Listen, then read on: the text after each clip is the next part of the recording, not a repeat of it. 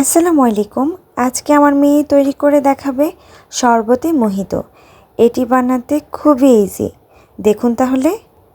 প্রথমেই সে এখানে একটি বাটিতে তেঁতুল নিয়ে নিয়েছে। তেঁতুলটিকে পানি দিয়ে খুব ভালোভাবে চটকিয়ে তার মারটি বের করে নিতে হবে। খুব ভালোভাবে চটকিয়ে নিচ্ছে সে।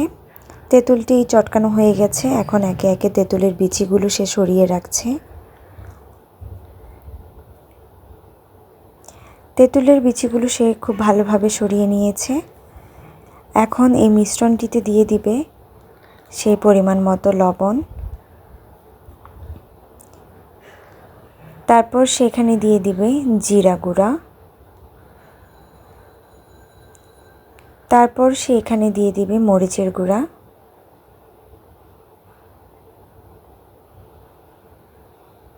এই শরবতটি খেতে আসলে খুবই সুস্বাদু। আপনারাও এটি বাসায় তৈরি করে দেখবেন।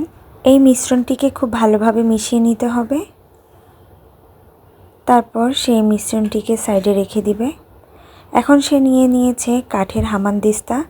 দিয়ে দিচ্ছে এখানে একে একে পালস চকলেট। এখানে প্রায় 8টার মতো পালস চকলেট সে ইউজ করেছে। এটিকে খুব ভালোভাবে ছেঁচে নিচ্ছে সে।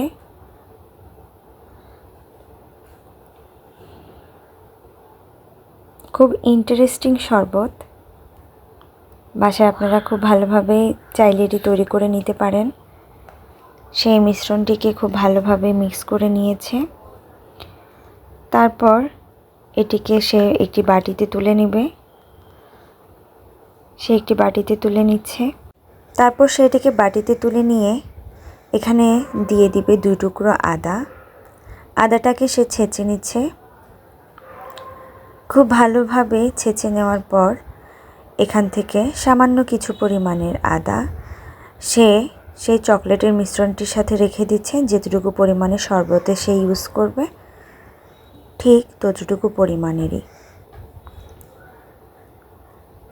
তারপর সে এখন চেখে দেখছে যে তেঁতুলের যে মিশ্রণটা আছে সেখানে লবণ হয়েছে কিনা। লবণটা খুব ভালোভাবে হয়ে গিয়েছে। এখন একটি গ্লাসে সেখানে আইস কিউব নিয়ে নিয়েছে।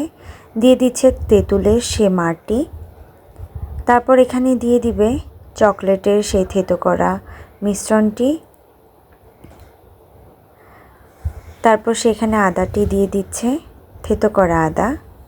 তারপর দিয়ে দিচ্ছে কিছুটা পরিমাণে লেবুর রস। তারপর এখানে দিয়ে দিবে স্বাদমতো চিনি।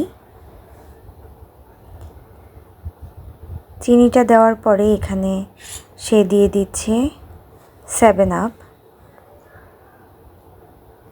মাশাআল্লাহ, দেখে এখনই খুব লোভ হচ্ছে খাবার। তারপর এটিকে খুব ভালোভাবে মিশিয়ে নিলেই তৈরি হয়ে যাবে শরবতে মোহিত।